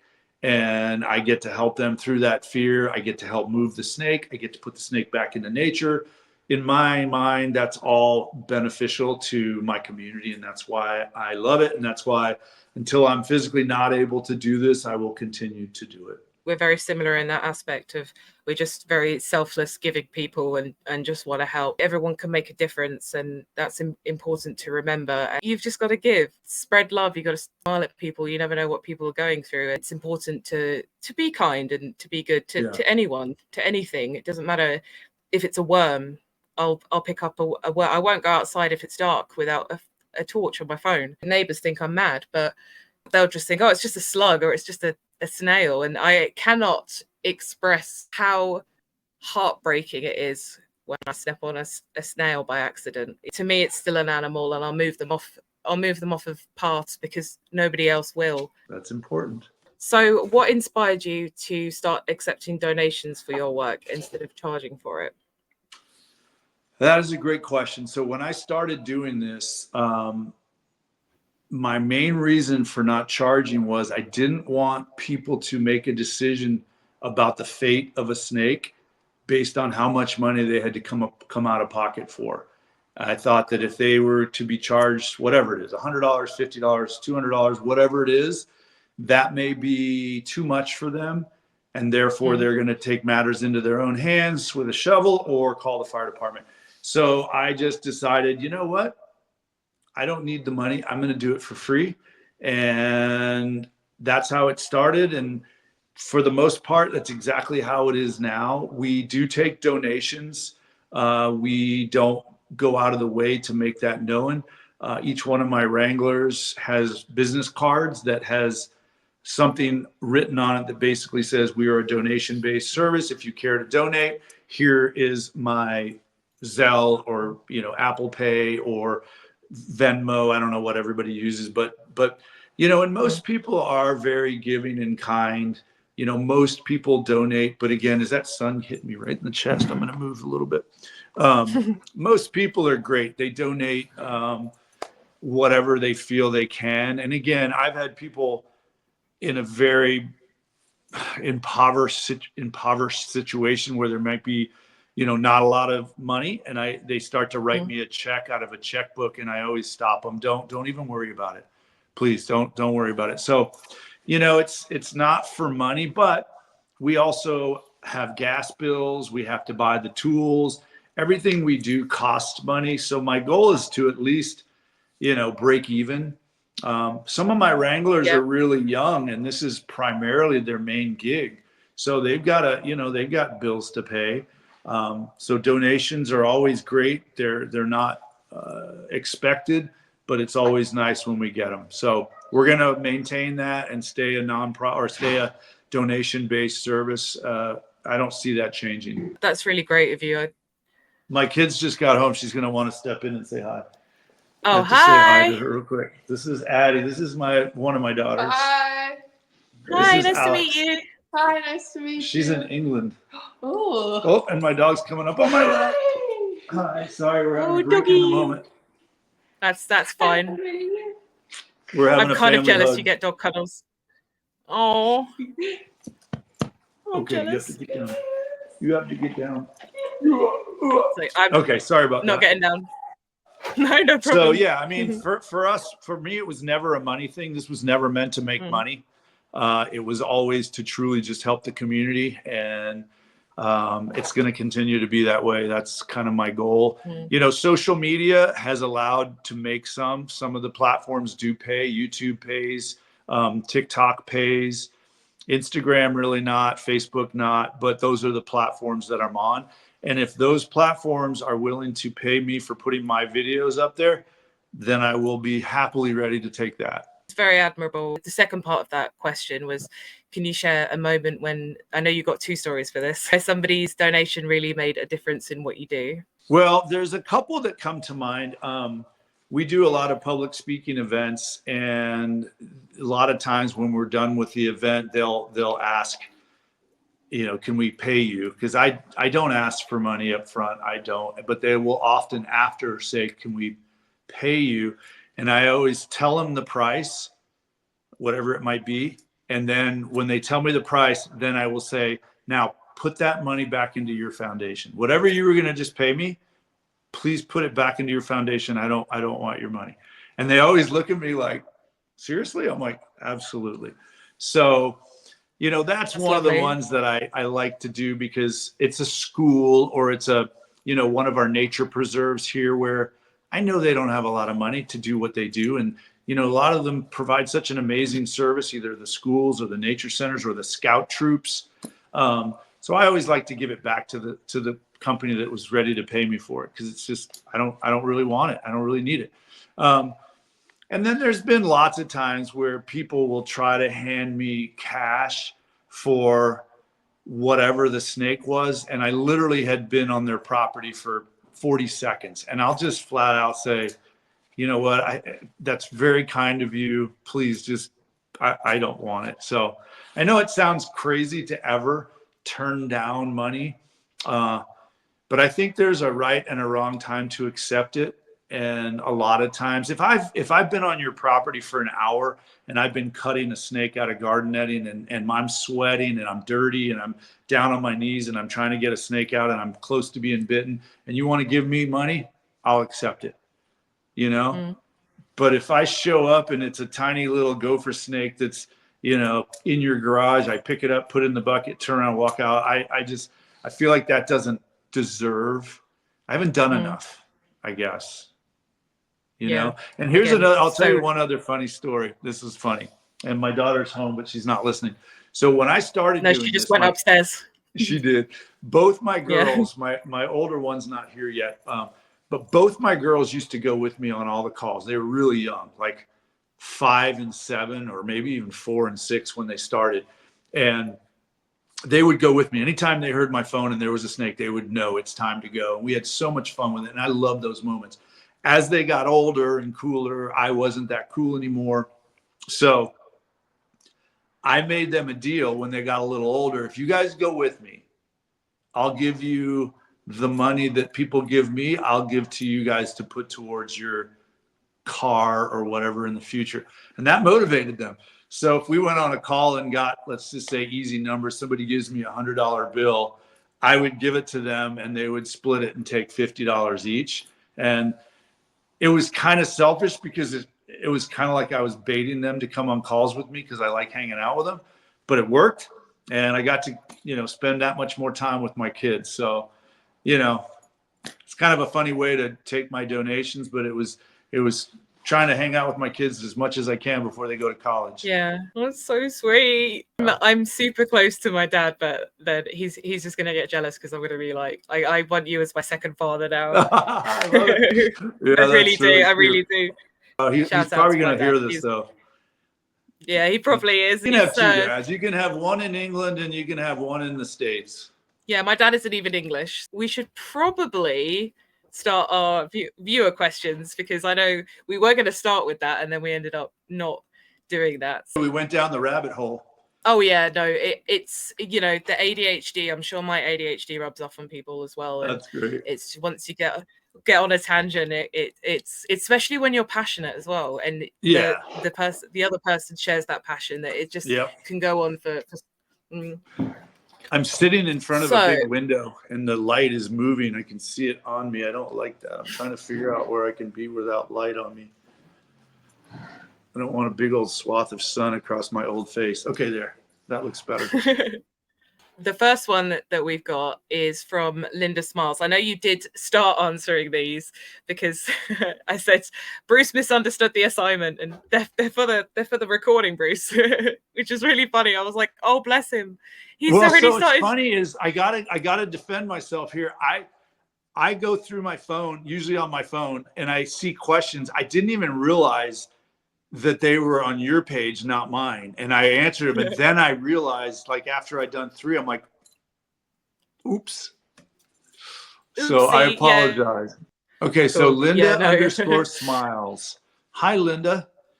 So do you enjoy capturing rattlesnakes in yards, ranches, and garages, or release back into nature? Oh, man. Not an easy answer because I love both aspects. I love the capture and I love the relocation. And here's why. The capture portion is always a mystery. The capture is always a mystery. Like, I usually don't know what I'm going to get to until I get there. Sometimes they'll send a picture, so I might know what type of snake. But a lot of times I get there and it's like, I'm ready. What do we got here? It's like Christmas morning, I say. And the situation that I walk into could be really, scary, could be hard, could be difficult. Sometimes I got to use my brain to think, how am I going to get that snake? A lot of times they'll go into things and I got to think how to get them out. So that aspect of the capture part, I think I like, because I get way more adrenaline on the capture side than I do the release side. But then the flip side, the release, I'm out in nature. So I have to put on a backpack, usually every night, with my bucket in it. And I have 1, 2, 3, sometimes multiple snakes. And I have to pick a place that's close to where I got them from. You can't take them too far. And I got to pick a place where they're going to have limited chance of running into humans. And that's not always easy, but it usually puts me in some really beautiful places. And in San Diego, there are amazing nature preserves, canyons, mountainous areas, even right around where I live. And I'm very close to the beach. I can get into nature, really easily. So that aspect for me is fun. And I always think, okay, this is a whatever type of snake it is. They like rocky, hilly terrain. They like to be somewhat elevated. Where can I find a place? So I then find it, and then I got to get there. So it's a hike. I'm putting in, 20,000 steps a day, sometimes hiking these snakes in. And that part is always fun because not only am I out in nature getting exercise, but I also run into other animals and wildlife, so I get to see deer and bobcats and coyotes and all kinds of cool stuff, other snakes. But then when I get to take that snake out, it's always fun to see them once they come out of the bucket and they realize, it's almost like they look around and think, whoa, this is pretty cool. And when I let them go, it's almost always the same. They just kind of look like they're pretty happy that they're going back into nature. So Linda Smiles, I did not answer it with one or the other because that would be impossible. But let's just say both have some really fun aspects to it. So hopefully I answered that question for you. There's two parts to this. I know you did briefly answer it. We'll go over this quickly. Stronghold Exotics, thank you so much. I'm from Florida, so I'm curious. Do you ever encounter invasive species in your area? Are there any that thrive? And what are your, and then it cuts off. What are your, I can't see the rest of it. Local policies to protect native wildlife. Well, so to answer the question, I think being from Florida, you guys have a skewed view of invasive because you guys are dealing with a big problem over there, and that is the snakes that have somehow either been released into the wild or escaped into the wild or whatever, have actually started to repopulate and reproduce in the wild, which that's a bad situation when you're talking about a snake like the Burmese or the reticulated pythons that can get to 30 feet long. And what's happening there is really sad because what these giant snakes do to survive is they eat everything in the Everglades, specifically that area, the deer, the raccoons, the pumas, the alligators. They're wiping out the native wildlife. So that is a big problem that I don't have to face here.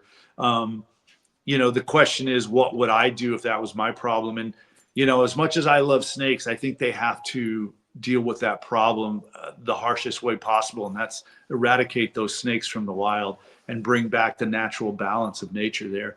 But here, we get pretty cold in the wintertime. So let's say a Burmese python escaped. If it gets towards the wintertime, it's probably not going to survive here. This is not the environment that they thrive in. We get down into the 30s at night, 30 degrees Fahrenheit at night. That's not good for them. So I don't think we would ever have that problem. But to answer your question, do I ever run into non-native? Yes. Every year I get a handful of snake calls or something other that are either escaped pets or released pets. I always hate to think that. Escaped pets are common. People leave the cage doors off of. We all lose our reptiles sometimes. Or someone will buy a snake. It got too big for them. They don't know what to do with it. So they just decide it's a good idea to release it into the wild, which is terrible. But every year we see ball pythons. I've seen big corn snakes that shouldn't be here. I've actually got now in my collection, my family, an albino corn snake that was found on one of my calls cruising down a street. It's 5 feet long, bright orange, shouldn't be here. Wow. Luckily, I got him. He's very healthy. He's one of my ambassador snakes. He goes with me on all my calls or on my talks because he's so friendly and he's huge and he's orange and he's got yellow eyes. So, but we don't get the invasive problem that you guys have there in Florida. So I can't even compare anything that I would ever encounter to anything that you're encountering out there. And the second question. Do you suspect pets with my, we're considering chipping ours, at least the big ones, wondering if it's worth it. So to sound somewhat educated on this, we have microchipped our dogs. Obviously, if my dog gets away, I want to be able to find it. And if someone finds it, I want them to be able to know how to get it back to me. So I think it's really important to microchip your pets. None of my reptiles are microchipped. To be honest, I don't even know. I didn't even know that was a thing. Maybe it is. I'm assuming it's the same technology. They implant a chip inside your reptile. I've never done it. I guess it would be great. Like if I lost one of my snakes and it showed up a mile from here, would they take it to the vet and have it scanned like they would a dog? I don't know. And if they did, would they then get it back to me? That's a great question. I wish I could take that further. I just really don't know if microchipping, because there is a cost associated with it. There's a cost with managing it. You have to pay the fee every year. I don't think I would do that for my reptiles, but I've never really looked into it. I was going to say, in terms of microchipping in the UK, it is the law to have your cats and dogs microchipped. Cats, it's only been very, very recently brought into as law. As far as reptiles go, the only thing I would say is tortoises. You can have microchipped. The reason I say tortoises is because if anyone has a tortoise, you'll know they are absolute rascals. They are escape artists and they can cover a lot of ground. If you've owned a tortoise, you must have lost it at least once. That doesn't reflect on the owner. That's just what they do. Just the way they are. So I would recommend cats and dogs just in case of, you know, it goes missing or if it's in an accident or etc. And tortoises, I would recommend getting microchipped as well. So Yeah, that's good advice for sure. we have covered this, but I don't want to leave anyone out, so we can do a quick recap. Okay, so DBBEC.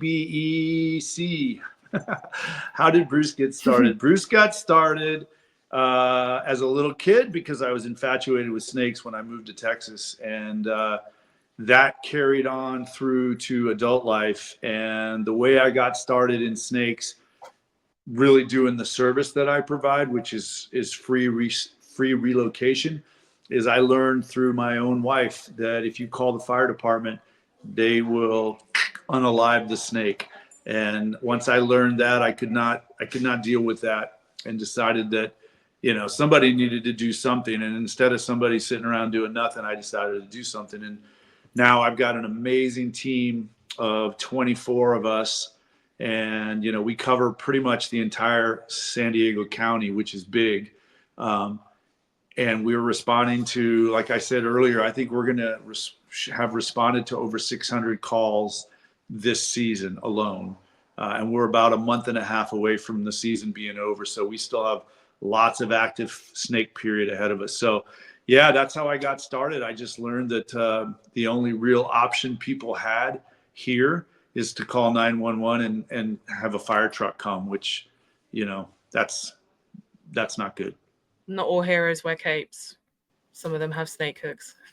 Well, the fun thing is, so when I learned that, I started trying to petition the fire departments to stop doing it, you know, because I knew I wasn't going to get across to every person and people would still call the fire department. But I thought, well, I'll try. And first few years, I got nowhere. No fire captain wanted to talk to me. They all thought what they were doing was fine. And then about a year and a half ago, I finally got through to a battalion chief here in San Diego for Rancho Santa Fe Fire. And they have about 400 firefighters at 4 different stations. And he had me come to the station and he said, okay, pitch to me what you think would be better. So I had to, you know, come up with a pretty good reason for what I wanted to do. And I pitched it to him. And my pitch was, you know, instead of your people killing the snakes, which that means they still have to get close enough to swing an axe or a shovel, which is just as dangerous. Why don't we train them to pick them up safely, put them into a bucket, and take them out and put them somewhere else? And he loved it. He's like, let's do it. So we started training a year and a half ago. Yeah, we've trained 4 big fire departments in San Diego, and there's a lot more to go. I mean, we barely scratched the surface, but we've scratched the surface. So my hope is, my hope is these. God, I'm just sitting right in the bright sun. It's just creeping around on me here. It's really bothering you, isn't it? My background will be my kitchen soon. My hope is all these fire departments all are connected. They all talk. They're all friendly. And my hope is word will get out naturally that there's a better option, and that what will happen is we'll start training all these firemen, fire departments, next year. I'm sure we'll have more to train. We'll have the firefighting snake wranglers duo, dynamic duo. Yep. That's so cool. I don't know why I was just thinking, I saw, you know, one of those slow-mo kind of action hero walking, just like you and your crew, and then like the firefighters, and I don't know, vivid imagination. But that's good though. And it's very much like that. You know, they're all young people, and they don't like killing things. They've sworn their job is to save life. So when I first get to these trainings, usually it's met with, you know, grumpy looking faces sitting there with their arms crossed, not ready to listen. And by the end of it, we're all hugging and high-fiving. So it's pretty awesome to see the transition. Levi Carroll 6. Hi. This is probably the most common and repetitive question I get. Have you ever been bitten by a snake? Well, Since you didn't say specifically rattlesnake or venomous, I'll just answer it. Yep. I've been bitten so many times I can't even count them. But I've never, knock on wood, been bitten by a venomous snake. When you deal with snakes on a daily basis, like I do, a bite is going to happen because with non-venomous snakes, they're no medical threat to me. I don't use the tools. I just pick them up. And there's always that one in the bunch that's grumpy. So I do get bitten. But as far as I think most people, when they ask this question, they want to know specifically, have you been bitten by a venomous snake? And that is an absolute big no. My goal is to continue on this run of luck or whatever you want to call it, faith or whatever. I use my tools. I apply all my safety protocol. My goal is to never have to find out what it's like to be bitten by a venomous snake. I think I even might be guilty of when I first started following you of asking you that question. Yeah. Not gonna Yeah, lie. no, it's you think about that. If you're a law enforcement officer, you probably get asked, have you ever had to use your service weapon? Or if you're a firefighter, have you ever had to, give CPR? It's just, you mess with snakes, people are going to want to know what's the bad result from it. Have you been bitten? I've been bitten by snakes, obviously non-venomous, and I didn't even flinch. The worst of it is usually if it's like a ball python or something, it's if they're hungry and they don't, it doesn't even hurt, but it's just kind of a pain trying to get them off you. My favorite response is to people that ask me if it hurts. I always say, it hurts my feelings more than it hurts me. I completely agree with you. Yeah. In all the times that I have been bitten, it's because the snake was hungry and I didn't realize if I'm volunteering somewhere with animals and nobody's told me or whatever, or it's just missed the tongs when you're feeding it and it's just accidentally gone for you. I'm sure the average person would probably flinch, but it wasn't enough to make me flinch, at least. So I should clip this and then you can just put it on your Instagram and just pin it. Pin it to the top of your Instagram and say, have I ever been bitten? Here is your answer. Well, but I like to answer. Like I said, I try really hard to answer most questions on social media, even though sometimes there's a lot and I can't keep up with them. But, as long as they're kind about it or curious about it, it's the only time I really don't respond to people is when they're just out and out not nice. And then, like we talked about before coming live, I've learned through social media that you just block people that have bad intentions or, just trying to make a point so people see it. I don't know. I don't understand why people make mean comments, but a lot of people do.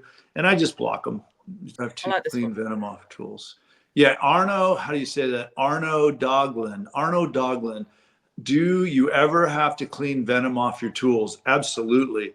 And that's actually a really good question because venom is a fluid. It's topical or it's not topical, meaning I could take venom that's on my tools and say I just wiped it on my hand. It's not going to do anything to me. I could even take it and lick it if I was so inclined to do so. But if there's venom on my tools, and let's say I inadvertently touch that venom, get it on my hands, and I have an open wound, which a lot of times I have scratches and cuts from doing what I do. If I was to take active venom and touch a cut, let's say I scratched, something, that in way could envenomate myself through secondhand envenomation. So I tell my team always get in the habit of after a day of snake calls, wash your tools off. And specifically, if you're picking up a snake with your hook or your tongs and you see the snake strike your tools, you got to make the assumption that there's going to be some venom on your tools and just rinse them off. I try really hard to never touch the business end of my tools, meaning the hook or the tong side. I always try to grab the handles because there's not going to be venom on my handles. But I do. That's a great question. I tell the firefighters too when we're training them, when you get home from a day, just like you wash all your other gear, spray your tongs and tools off if you've been on a snake call that day, because it's just good habit to keep it clean of any possible contamination. Vet horn, what's the difference between venom and poison? Well, so it's pretty funny because such a common question. Right. And in some languages, and countries, I've been told that they are exactly the same thing. But what I always tell people is if I bite it and I die, it was poisonous. If it bites me and I die, it was venomous.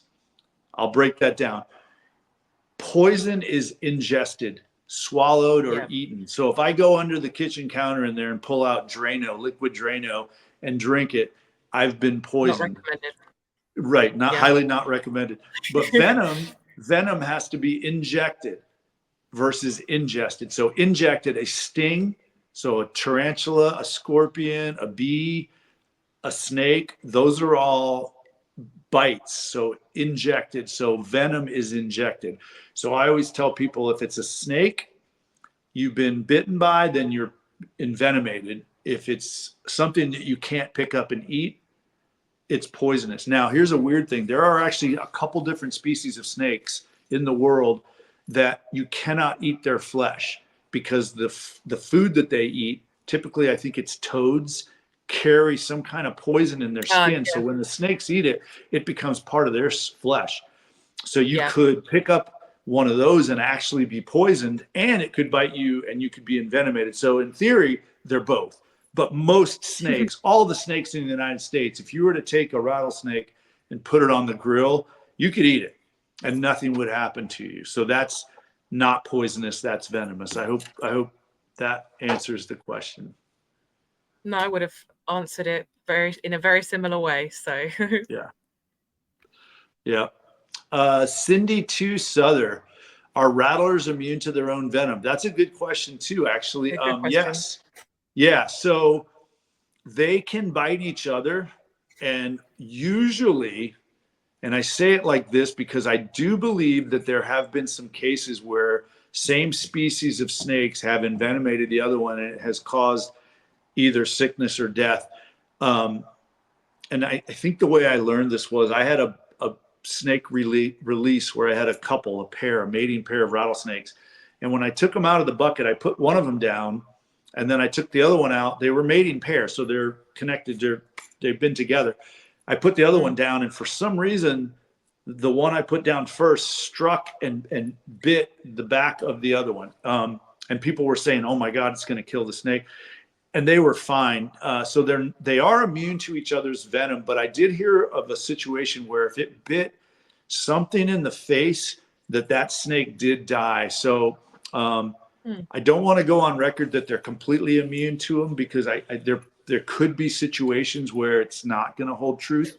But most snakes that I encounter, that if I habitate together, like if I take two of our rattlesnake species and put them in the same bucket together, usually they get along great. They rarely bite each other. And if they did, I think it would be no problem at all. Okay, Glenn Dogs 1, what was the scariest snake? Wow. So, okay, I'll preface it by saying I am not scared of snakes. So for me to say one snake was scarier than the others probably wouldn't be accurate. But I will tell you a story where had I been bitten, would have been really bad. We were in Costa Rica and Central America with my family, and we encountered on a hike a snake called a fertilance. And the fertilance, also called, I think down there, they call them the hand of God, is one of the most toxic pit vipers. We encountered this snake while we were on a hike, and we had hiked for miles from the lodge that we were staying at. And the lodge in itself was a very long distance from any near town or city that possibly could have helped me if I was bitten. And I remember seeing this snake, and it was really big. It was coiled up. It was huge. Can't see my hands. It was huge. Probably 6.5, 7 foot fertilance. I was so enthralled by it and so excited that I allowed myself to get pretty close to it. And in fact, I was trying to get pictures of it, and I wanted to see it stretched out just to see how big it was. So I had a stick, maybe a 4-foot stick, and I tried to lightly touch it to see if it would move. And it did. And it moved at lightning speed, trying to get away from me, but happened to be going the direction where my brother-in-law was standing. And it scared the heck out of him because he's not at all a snake person. So he was not thrilled with me. But As far as scariest moments, that was probably one of the moments where I thought, wow, that could have gone really badly. Even my wife, who understands me fully, was probably saying to me, what were you thinking? Why were you? Because what if you were bitten, or what if he was bitten? So that was a very scary moment once I replayed it in Yeah. my mind later that day, that I'm like, yeah, that was probably a bad decision. But as far as local snakes here in California, you know, anytime one strikes at me, towards me, even if I'm out of range, I get that burst of adrenaline that I can almost feel through my fingers. It's hard to describe it. It's like if you've ever almost been in a car accident and you have to slam on your brakes and you just miss having that accident, and right after that you get this flush of, sorry, there's a fly trying to eat my lunch that's been sitting there. You get this rush of just like, whoa, it's almost like electricity. I don't know if that's scared or fear or what it is, but anytime a strike or a rattlesnake strikes towards me and I see it coming, it sends that pulse of energy through me. And it's not one I like. I don't necessarily like that feeling. I don't try to get snakes to strike towards me so I get that rush. It's not at all what I'm saying. But when it does happen, Yeah. it is one of those where I was like, whoa, what was that? Yeah. Yeah. And it happens somewhat often. Julesy _ I think it is. What are your thoughts on those pages and those handlers, snake influencers? Let me give you the big picture first and say that there are a lot of people on social media that handle venomous snakes in a way that I don't agree with. I think that a lot of people do things on a video to get more views and likes and follows and comments. I don't necessarily agree with that either. Now, there are some really good handlers out there that keep venomous snakes, collectors, if you will, that may be doing something in their day-to-day, moving a snake, cleaning a snake enclosure, trying to get a snake in a bucket of water so they can clean their cage, where something bad happens and it's scary. You know what? To those people, that's just part of it. It happens to us. If you got to work with snakes, you're going to have scary encounters. But I think for those that intentionally make things happen to make the video better or more interesting or more scary or whatever you want to call it, I don't necessarily agree with those people. And I think that some people free handle venomous snakes just for the shock and awe of doing it. I still watch their videos. I may not respect what they do. They're putting themselves at risk far beyond like someone like myself. Yes, I'm putting myself at risk because I have to deal with snakes, but some people put themselves at risk far beyond what they have to do just to make their content juicier. I mean, it's a hard question because I follow all the big snake people, you know, all of them. I'm not going to name them, but there's 5 or 6 that come to mind. And of those 5, I know of 4 of them that have been bitten by a highly toxic snake. And one of those guys, and we're not going to say his name, it just happened by the most toxic snake in the entire world.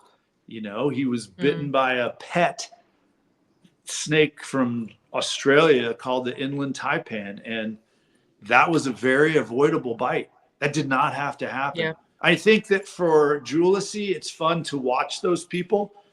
And that's why these people probably have their pages, is because they love that you're watching and I'm watching. We're all watching. I'm sure you do too, Alex. You probably watch the same people I do. I'll just say this. I'm not going to be one of those guys. So if you're trying to follow my account because you want me to free handle snakes, sadly, I'm not going to do it.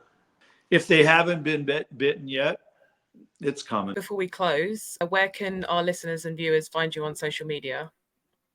Yeah, so that's good. I mean, I think that the Instagrams are great. I'm Wrangler _ Bruce. I like Instagram. It's fun. I like TikTok because it's a good editing tool. I can edit my videos within that platform, and I like that. Some of the other platforms aren't. So TikTok is SD, as in San Diego, SD Snake Adventures 2, the number, and that is because TikTok was kind enough to remove my original page when I had 1.3 million followers because they said I did dangerous acts. So they banned me. So now I have SD Snake Adventures 2. And then on YouTube, it's RBI, which are my initials, RBI, like runs batted in, RBI Snake Wrangler. And I like YouTube because it's long format. I can post true to length 3, 4, 5, 6, 7 minute videos where you actually see the entire event as it unfolds. I don't have to edit and cut a bunch out because sometimes the story is worth watching the whole thing of how I got from point A to point B with these snakes. Yeah. But those are the main ones that I'm on. And then I have a personal Facebook page that I love too. It's just my name, Bruce Ireland. And I love people joining me there. I have lots of new friends on there, and I'm always happy to have people there too. I love all your family pictures on your Facebook. I only started following it quite recently, I think, because I just forget with setting up all the platforms for the podcast as well. I just keep forgetting. I'm like, oh gosh, I'm so sorry. I didn't realize I wasn't following you or this or Oh, that. that's But fine. yeah, No. And it's funny because I never was on any social media. I had a Facebook page from the time that it started because that was how I kept up with high school and friends and family. But that was it. I was never on anything else. And it was actually my kids that said, you should start filming these calls and you should start a TikTok page. That was the first one.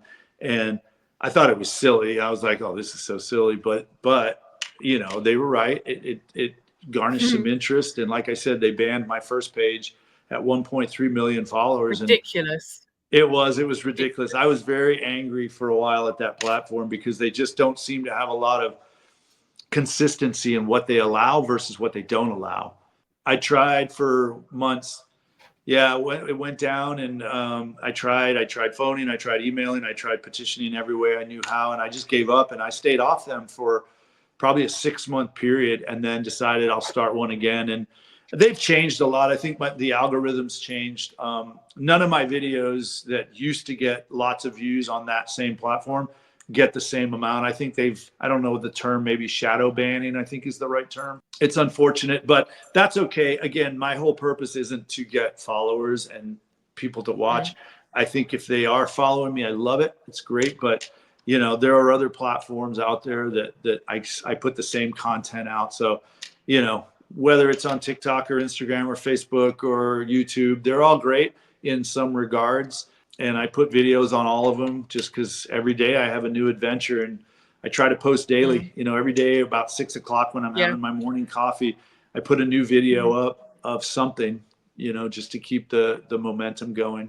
I really like the way that you tell your stories as well, because it's usually you filming yourself like in the car, say explaining what the call is, and then if there's a picture or you have to add the picture to it, and then here's me at the house, saying, talking to the people, and then the situation, and then what action is or isn't taken with it, and then afterwards as well. So I like that because it's very personal. It's like they go on, like the viewers go on the call with you. And what's funny, Alex, is I never have anybody with me. I don't have a camera crew like some of these big people have camera crews and sound people, and I'm oh, my dogs are barking. I'm by myself. So usually what I do is I literally take my phone and I hand it's okay, sweetie. It's okay. I hand my phone to the client, and say, I've seen that. Or you put it down on the ground. Yeah. Or I'll put it down on the ground. And, sometimes it's a total bust. The film or the content I get is like, whoa, that wasn't even facing the right direction. Or if I give it to one of the customers, a lot of times they're so scared the camera's going all over the place. But when I do get a good one, I'm like, wow, that person actually stayed on topic. They stayed on what they were supposed to be filming. So, I never know what I'm going to get. It's a like I said, every day is Christmas morning when I video something. You're really honest with your viewers as well, which I really appreciate. I hope you don't mind me bringing it up, but your father passed fairly recently, and you shared that with. Of course, I'm so sorry for your loss. I should have started with that. It was it wasn't unexpected. He was 87 years old, but it was unexpected because from the time he was diagnosed with cancer till the time he passed was a flash, weeks. Yeah. And it's just a terrible, terrible disease. And I know it affects so many of us. And if it hasn't, it will eventually. And the weirdest part was, my dad was home on hospice, finally came home from the hospital, and my mom was there. She's 84. My dad's 87 or was 87. And I literally pull into a family's home for a snake when she called. I just got a call from my mom while I was on this snake call that you're about to watch. And she let me know my father passed away. So this is a tough call. And he was a great man. He always was interested in my snake adventures. So Dad, this video is for you. And my mom usually doesn't call me in the afternoons. And I think it was like 5:30 at night. And I saw her flash up on my phone. But the family had already started coming out from the house to tell me they had the snake. So I pushed my mom off to voicemail, and then she called repeatedly. And by the third time, I was already in their yard. I'll step on him first. My guess is he's going to be right under here. He was in that back corner, right? And I took the call, and that's when she told me that it happened. So and I can hear him. He's starting to rattle, yeah. He's rattling. Yeah. I'll keep you really high. You see him in there? That's a good view. Can you pick me up like that so I can look? You see his rattler? Whoa, pretty cool, right? I promise he can't get out. He's a little bitty guy.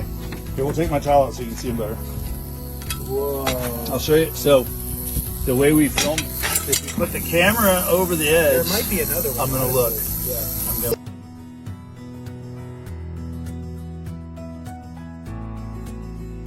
I'm so sorry for your loss. It was the fact that you still went through with it and shared it with all of us is just, I just appreciate that you show people that, I don't know, but it happens, it's life. Life is a circle, it all comes around. But it's funny, what I miss about him most is my dad. When he's 87 and I'm in Texas, or he's in Texas, I'm in California, our topics of conversation were always limited. What's the weather like? What's your gas prices out there? But he always was interested. Tell me about the snake stuff. What are you doing? Give me an exciting call. So he always asked me that, He was always interested in what was I doing. And now, I don't have that anymore. So at the end of the video, when you said this one's for you, Dad, I was like, yeah. I was just like, it makes me want to tear up now because I'm pretty sure I did tear up at the time. It was. What's really funny though, Alex, is he doesn't even like snakes. Neither does my mom. Of course.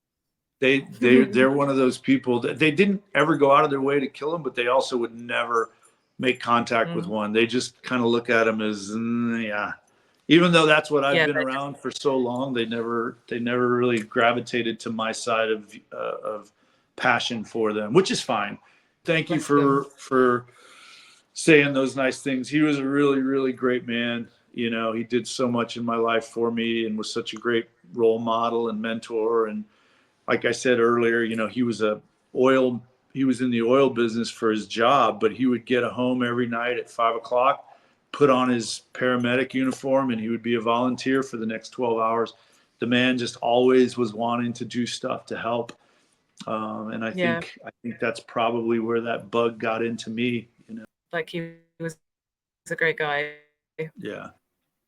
Is there anything else that you want to talk about before we close? I always like to say at the end of every talk or anything like this that I do is, you don't have to like snakes. You don't have to love snakes. You don't have to, appreciate snakes, but you don't have to ever hurt them or kill them.